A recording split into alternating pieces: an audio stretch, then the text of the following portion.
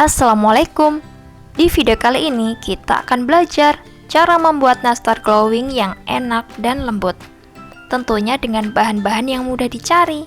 Nastar ini bisa menjadi ide jualan maupun cemilan di saat hari raya. Nastar ini sangat mudah dibuat untuk pemula maupun yang sudah pernah bisa membuat. Yang penting teman-teman ikuti videonya sampai habis. Untuk teman-teman yang baru saja mengunjungi channel ini, jangan lupa tekan tombol subscribe agar tidak ketinggalan video terbaru dari kami. Pertama, siapkan bahan. Di sini bahan utamanya yaitu ada mentega dan juga butter, kemudian ada gula halus yang sudah saya ayak, kemudian ada susu bubuk, kemudian ada tepung maizena, kemudian ada tepung terigu protein sedang saya pakai segitiga, kemudian ada selai nanas yang sudah saya bulat-bulatkan. Untuk selai nanasnya ini homemade ya teman-teman. Teman-teman cukup membuat 4 buah nanas saja yang dimasak di atas api kompor. Kemudian saya menggunakan 3 kuning telur untuk adonan nastar ini. Yuk langsung kita buat sama-sama. Siapkan baskom, kemudian masukkan mentega dan juga butter. Untuk menteganya saya pakai merek Simas dan untuk butternya saya pakai merek Palmia Boss. Untuk mereknya teman-teman bisa disesuaikan dengan harga jual masing-masing dan disesuaikan dengan ketersediaan daerah masing-masing. Lalu tambahkan gula halus. Gula halusnya ini sudah harus diayak ya teman-teman, agar tidak bergerindil.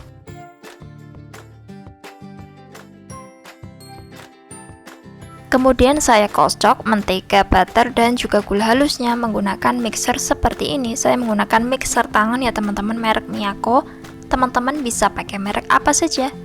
Untuk kecepatannya di sini saya pakai kecepatan 1 ya teman-teman. Jadi cukup tercampur rata saja, tidak perlu sampai mengembang. Pengocokan ini merupakan titik yang penting ya teman-teman. Kalau teman-teman terlalu mengembang mengocoknya, nanti adonannya akan terlalu melebar ya teman-teman. Dan pastinya akan membutuhkan lebih banyak tepung. Kemudian saya matikan dulu mixernya. Kemudian saya arahkan gula halus yang ada di dinding baskom ke arah tengah ya teman-teman, agar nanti bisa tercampur rata.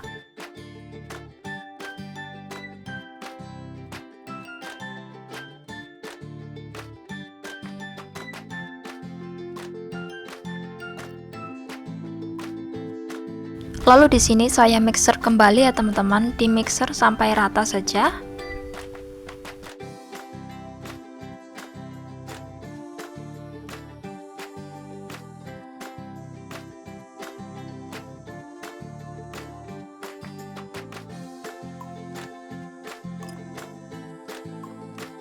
Lalu saya matikan mixernya dan di sini saya akan memasukkan kuning telurnya. Di sini saya jatuhkan satu persatu ya teman-teman, di bagian yang berbeda agar nanti bisa rata.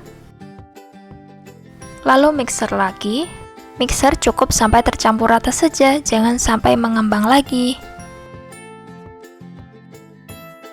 Ini sudah tercampur rata, kemudian mixernya saya matikan dan saya sisihkan. Kita lanjut mengaduk menggunakan spatula. Tujuannya agar kuning telurnya ini benar-benar tercampur rata dulu ya teman-teman. Kemudian saya masukkan susu bubuk.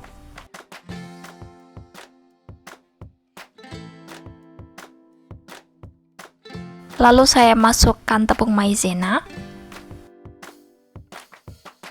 Lalu saya masukkan tepung segitiga. Di sini saya bagi 4 tahap ya teman-teman, agar mengaduknya ini lebih mudah. Sudah saya tuangkan seperempatnya ya teman-teman. Kemudian ini saya aduk menggunakan spatula. Aduk sampai tercampur rata ya teman-teman.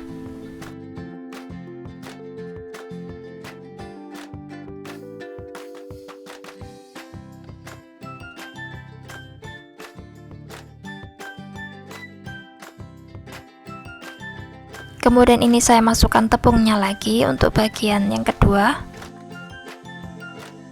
Lalu diaduk lagi ya teman-teman.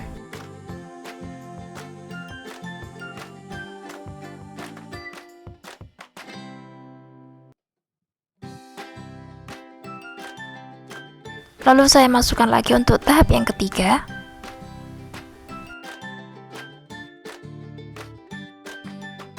Kemudian diaduk lagi dengan spatula. Dan untuk tahap yang terakhir, masukkan semuanya. Kemudian di sini saya aduk lagi dengan menggunakan spatula ya teman-teman sampai tercampur rata.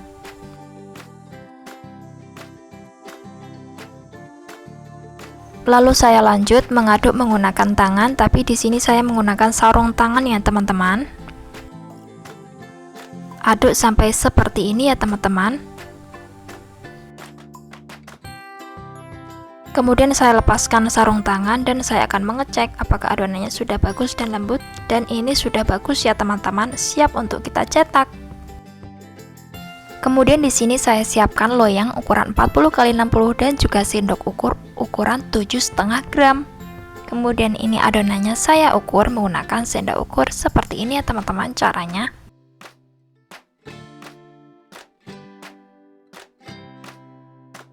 Kita ambil adonannya dari sendok ini, kemudian diulen-uleni menggunakan tangan kanan seperti ini ya teman-teman. Lalu dipulung atau dibulat-bulatkan dengan kedua telapak tangan ya teman-teman. Kemudian ini dipipihkan. Lalu ini akan saya isi dengan selai nanas ya teman-teman. Untuk ukuran selainya ini bisa disesuaikan dengan harga jual kue kering masing-masing.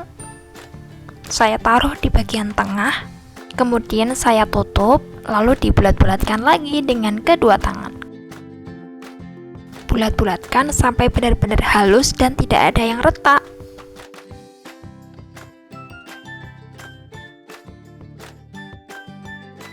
Untuk membulatkannya sampai seperti ini ya teman-teman. Ini videonya saya dekatkan ya teman-teman, sampai benar-benar halus dan mulus. Kemudian tata di atas loyang. Saya beri contoh satu kali lagi ya teman-teman. Di sini ambil dulu adonannya, kemudian diukur dengan menggunakan sendok ukur. Lalu ambil adonan dari sendok, kemudian dipulung-pulung atau dilembutkan dengan menggunakan tangan kanan, kemudian dibulat-bulatkan dengan kedua tangan, lalu dipipihkan, lalu isi dengan selai nanas, isi di bagian tengahnya, lalu dibulat-bulatkan lagi dengan kedua telapak tangan. Bulatkan sampai benar-benar halus dan tidak retak. Lalu kerjakan adonan sampai habis ya teman-teman.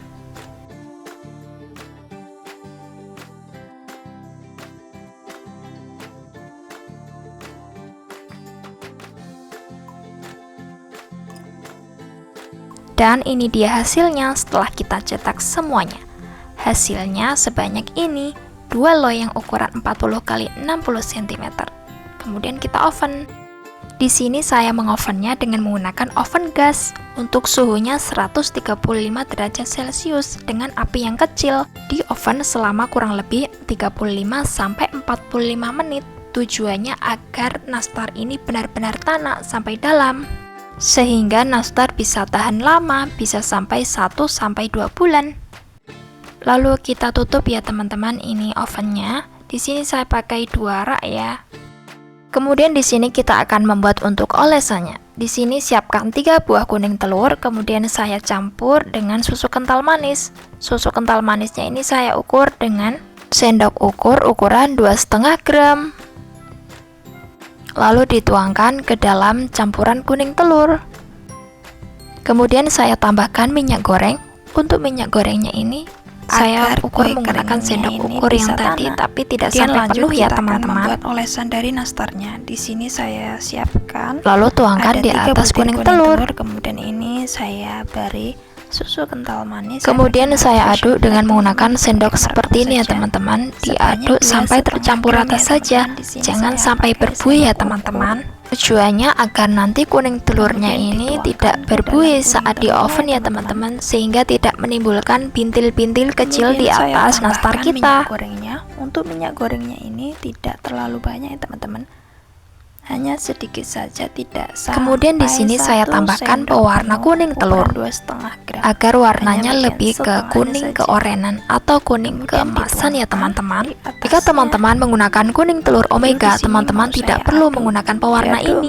Tuangkan cukup 1 tetes saja, atau jika teman-teman ragu-ragu bisa menggunakan tusuk gigi. Di sini saya menuangkannya di atas sendok ya teman-teman. Jadi nanti kalau kira-kira warnanya terlalu keorenan bisa di skip atau dikurangin. Kemudian diaduk rata saja ya teman-teman, jangan sampai berbuih. Di sini titiknya jangan sampai berbuih ya teman-teman. Di sini tidak saya campurkan semuanya ya teman-teman, karena kelihatannya nanti warnanya terlalu tua. Lalu ini saya aduk dengan sendok ukur tadi ya teman-teman, yang bekas susu kental manis dan minyak goreng. Aduk sampai tercampur rata ya teman-teman.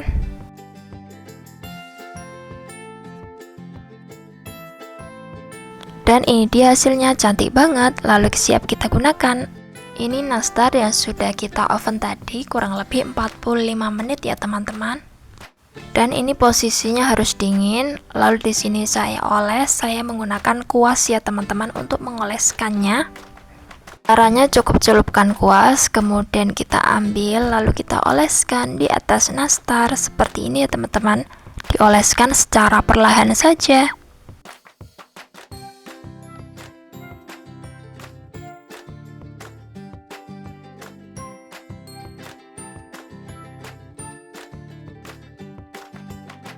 Dan bisa teman-teman perhatikan caranya agar tidak terlalu melebar, yaitu ketika setelah mencelupkan kuasnya kemudian kita hentak-hentakkan di bagian mangkoknya agar tidak terlalu melebar ya ke bawah, karena eman-eman ya. Sayang banget kalau kebuang ke bagian bawah loyang. Kemudian oleskan semua nastarnya sampai selesai.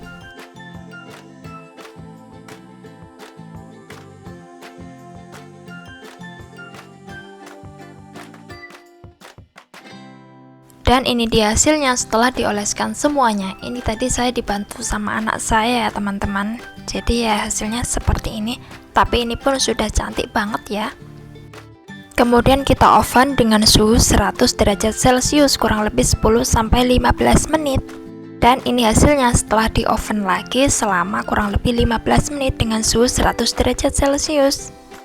Dan ini video dari dekat ya teman-teman, hasilnya benar-benar glowing dan cantik ya teman-teman nastarnya. Dan ini tadi sudah saya cicip, rasanya benar-benar enak banget, lembut. Dan ini nastarnya sudah dingin ya teman-teman. Di sini mau saya masukkan ke dalam toples ukuran 1/4. Di sini saya ajarkan bagaimana cara menyusunnya ya teman-teman. Jadi teman-teman cukup perhatikan saja videonya.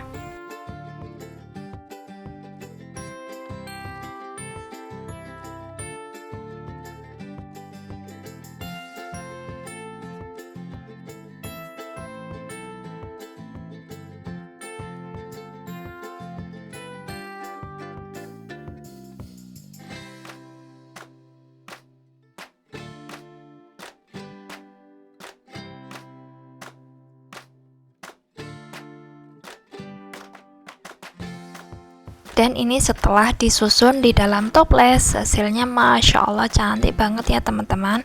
Kemudian ini mau saya tutup.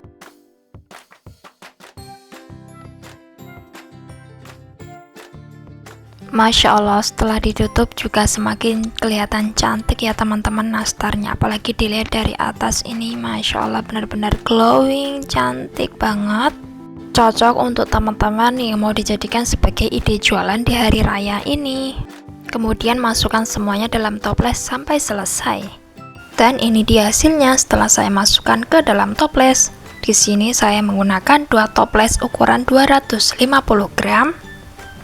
Kemudian 2 toples ukuran 500 gram dan juga 1 toples ukuran 600 ml, tetapi hanya 3/4 bagian saja.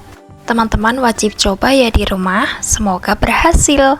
Untuk harga jual dari kue kering ini disesuaikan dengan daerah masing-masing dan HPP yang digunakan. Dan sudah selesai resep nastar glowing untuk hari ini. Terima kasih yang sudah menonton video ini sampai akhir. Semoga bermanfaat. Jangan lupa tekan tombol like, komen, dan subscribe. Wassalamualaikum warahmatullahi wabarakatuh.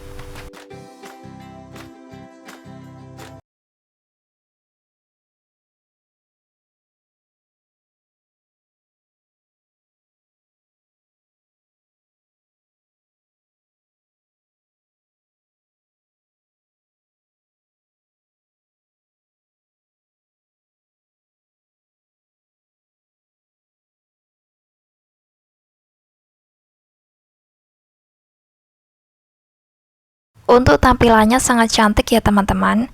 Nastarnya ini benar-benar glowing dan terlihat sangat menarik. Kemudian untuk rasa dari nastar ini tentunya rasanya manis tetapi tidak terlalu manis. Kemudian ada rasa asam atau kecut dari selai nanasnya.